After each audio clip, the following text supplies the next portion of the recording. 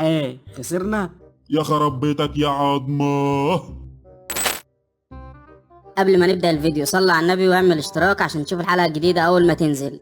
أجري عملية إيداع بأفضل طريقة مناسبة وأفتح صفقة. إذا كان توقعي صحيحا فسأحقق ربحا. اوبا، انا فعلا طلعت ذكي لان تحليلي طلع صح وكسبت $90. حلو ده. بص يا عمدة، في شغل حلو. هتحط الفلوس تختار السهم طالع ولا نازل. لو طالع وانت اخترت صح ال1000 جنيه يبقوا 5000 جنيه في دقيقة.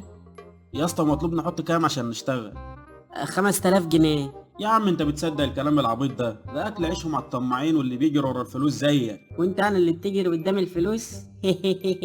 تعال نجرب يا عم، مش هنخسر حاجة. وماله، نجرب يمكن الزهر يلعب ونركب المرسيدس والفلوس تبقى زي الرز. انت معاك كام؟ انا معايا 1000 جنيه وانت معاك 2000 بتوع الخطوبة، وكده كده الجوازة باظت. الجوازة باظت، يبقى فاضل 2000. 2000 جنيه دول تحويشة عمري، انت عبيط؟ انا ادخل ب1000 زيك ونروح لابوك يدخل معانا بالباقي. ابويا لا يا عم، ده ممكن يذبحنا فيها لو خسرنا 10 جنيه. نخسر؟ ده انا اللي بعت الصياعة في قلب البضاعة. وانا اللي حطيت الصياعة في كراتين البضاعة. طب يلا نروح له البيت وانت تقنعه. بص يا معلم، هلا هلا على الجد، والجد يلا يلا عليه. انا وحماده هندخل شغل جديد وعايزينك معانا. شغل؟ طب انت وفاشل وحماد ابني جايب في الثانويه 50% ومخه زي بلاص المش. يابا والله ما انت مكمل يا حماده، معلش يا معلم، 50% و2 من 10 عشان حماده بيتقمص. ما تفكرنيش عشان ما اقومش اذبحه واشفيه. المهم يعني ادخل معاكوا انتوا شغل؟ ده كده الشغلانه تاخد هوا. اسمع بس يا معلم، هناخد منك 3000 3000 عفريت لما ينططوك، انت عبيط يالا. اهدى بس يا عظمه. ولا انا خلق ضيق. طب ما تجيب لك واحد على مقاس. ودي يا عماد، انا عارف ابويا زغل العينيه بالمكسب.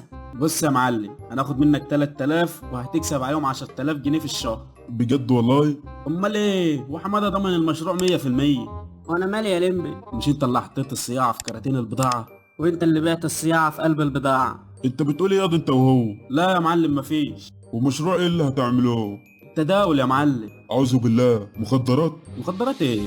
تداول. فهمني يعني ايه البتاعه دي؟ زي ما بتروح سوق البهايم تشتري عجل وتدفع فلوس، في التداول بقى ممكن تشتري حاجات كتير، بس احنا هنشتري فلوس. فهمت، انت هتشتري فلوس وتدفع بهاي. ايه العيله المتخلفه دي؟ لا يا معلم، هنشتري فلوس بفلوس. فلوس بفلوس؟ طب والبهاي؟ البهايم دي بقى اللي هتدفع الفلوس. ها يا معلم، هتدفع ولا مش هتدفع؟ طب سيبني كده سنة سنتين اعمل دراسة جدول وبعدين ارد عليك. هو يا معلم هتعمل دراسة جدوى على 3000 جنيه وبعدين يعني انت عارف يعني ايه دراسة جدوى اصلا؟ امال ايه؟ انت فاكرني جاهل؟ ده انا معايا شهادة مسح الامية. احيه، مسح الامية؟ فكرني كده يا حماد، انت جايب كام في المية في الثانوية العامة؟ 50% و2 من 10. هذا البغل من ذكى الحمار. دراسة جدول دي يعني تجيب جدول الضرب وتقعد تدرسه. انا مش هسكت على كمية الجهل دي بقى. اولا يا معلم اسمها دراسة جدوى، ودي بتحسب تكاليف المشروع وارباحه وايه المشاكل اللي ممكن تقابلك. صحيح يا ولاد، العلم نور. وانت اما بتفهم كده فاشل ليه؟ انا مش فاشل يا معلم، هو بس مفيش توفيق. توفيق مين؟ التوفيق ده جوز امك. انت واثق يا عمدة من الموضوع ده؟ عيب عليك، انا كفاءة. لا يا حبيبي، كفاءة مات في خناقة. لو فلوسي ما رجعتش هعلقك زي الذبيحة انت والحمار التاني ده. هو مين الحمار الاولاني؟ خلاص يا حاج ما تخافش. كده دفعنا الفلوس وكله تمام، نبدأ بقى ب1000 جنيه. بسم الله، نقول السهم طلع.